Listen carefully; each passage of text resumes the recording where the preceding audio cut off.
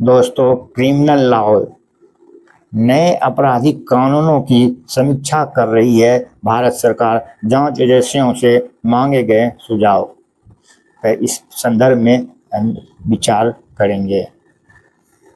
केंद्र सरकार दोस्तों, केंद्र सरकार ने आपराधिक कानून लागू होने की दूसरी सालगिरह पर जांच एजेंसियों से सुझाव मांगे हैं। मुंबई पुलिस ने अरेस्ट मेमो से जुड़ी दिक्कतों पर सवाल उठाए हैं, क्योंकि इसी वजह से एक मर्डर आरोपी को तत्काल बेल मिल गई थी। भारतीय न्याय संहिता बीएनएस कानून 1 जुलाई 2024 से पूरे भारत में लागू हुआ है। इसी दिन से भारतीय नागरिक सुरक्षा संहिता बीएनएसएस भी लागू किया गया था। दोनों कानूनों ने अंग्रेजों के जमाने के पुराने आईपीसी और सीआरएफसी का स्थान लिया है। नए कानूनों के लगभग 2 साल पूरे होने पर केंद्र सरकार इसका रिव्यू कर रही है। इस संबंध में देश भर की अलग अलग 5 जांच एजेंसियों से केंद्र सरकार द्वारा सुझाव मांगे गए हैं। महाराष्ट्र में भी डीजीपी ऑफिस के जरिए मुंबई सहित पूरे राज्य की पुलिस को कुछ दिनों पहले सुझाव से जुड़ी एक लिस्ट भेजी गई है। एक पुलिस स्टेशन के सीनियर इंस्पेक्टर ने बताया कि उनके पास joint CP law and order की तरफ से इस संबंध में लेटर आया था।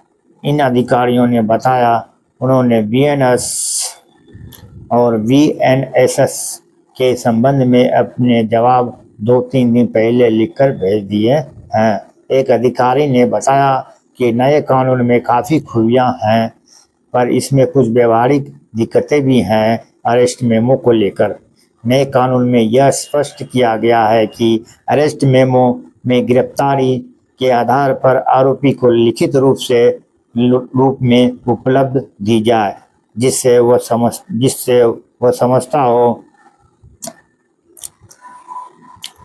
और यह जानकारी ऐसी भाषा में दी जाए जिसे वह आसानी से समझता हो। हाल के दिनों में विभिन्न न्यायालयों ने भी इस बात पर जोर दिया कि आरोपी को उसकी समझ की भाषा में गिरफ्तारी के कारण को बताना न्याय संगत प्रक्रिया का महत्वपूर्ण हिस्सा है। नए कानून में किसी भी व्यक्ति को हिरासत में लेते ही पुलिस के लिए तुरंत अरेस्ट मेमो तैयार करना अनिवार्य है। इस मेमो में गिरफ्तारी की तारीख, समय और स्थान का स्पष्ट उल्लेख करना होगा। साथ ही इस पर गिरफ्तार व्यक्ति के हस्ताक्षर लेने के अलावा परिवार के किसी सदस्य अथवा स्थानीय क्षेत्र के किसी सम्मानित व्यक्ति के हस्ताक्षर भी कराना आवश्यक होगा। नए कानून में अरेस्ट मेमो में केवल गिरफ्तारी का समझ और स्थान ही नहीं, बल्कि गिरफ्तारी के स्पष्ट कारण तथा गिरफ्तारी करने वाले अधिकारी का पूरा विवरण भी दर्ज किया जाना चाहिए। नए प्रावधानों के तहत पुलिस को गिरफ्तार व्यक्ति के किसी रिश्तेदार, मित्र या उसके द्वारा नामित व्यक्ति को तत्काल गिरफ्तारी और उसे किस स्थान पर रखा गया है इसकी जानकारी देना भी अनिवार्य किया गया है, जो पुराने कानून में ऐसा नहीं था। तो दोस्तों, नए कानून की समीक्षा की जा रही है केंद्र सरकार के द्वारा, भारतीय सरकार केंद्र सरकार के द्वारा, कि इसमें अरेस्ट मेमो को लेकर जो कुछ भी दिक्कतें थी उसकी समीक्षा हो रही है। Thank you.